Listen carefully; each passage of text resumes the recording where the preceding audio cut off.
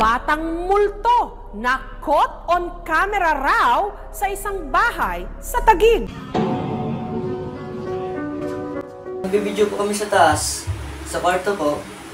Kami lang po doon ng mga kaibigan ko, kapatid ko. Hello! Tuwa namin, kanta-kanta, video-video. Yung cellphone na ginamit namin sa pagbibideo, nilagay ko sa harap. Ito, isa lang labasan. At doon na rin kami pumapasok. Sa video, syempre, tinignan namin. Hello! Start pa lang yung sinabi kong hello, biglang lumabas yung bata ba yun o lalaki? Mukha siyang puwet. Takbo ako pababa, papunta doon sa kabilang bahay. Sabi ko, tingnan nyo ito. Video na parang may sumilip na puwet na di mo malaman kung bigla lang eh. Pero kung titingnan mo sa video, 2 minutes siya pero isang beses lang siya lumabas yung puwet na bata.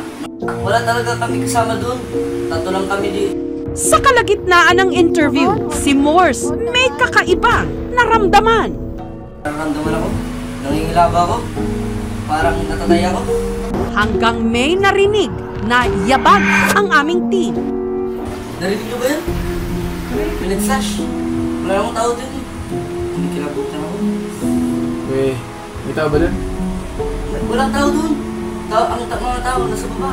Para tulungan sina LG sa investigasyon, nitong Huwebes, lumipad pa Cebu City ang paranormal investigator na si Ed Calwag.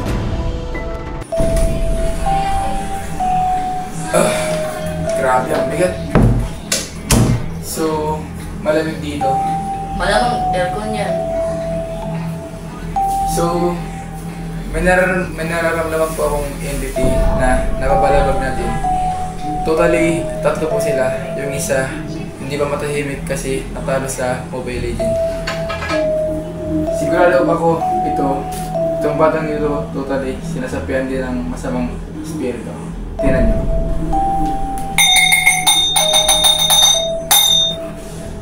Diba?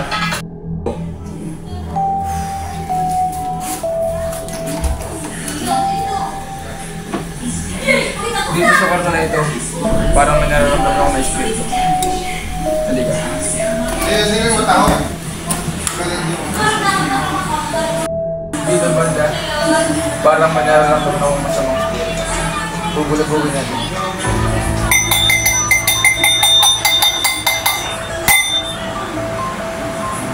Uy! Mga baliw ba kayo? Dito talagang tawa. Ibang espiritu pala ng Patulog kayo! Ibang espiritu pala ng bulabog natin.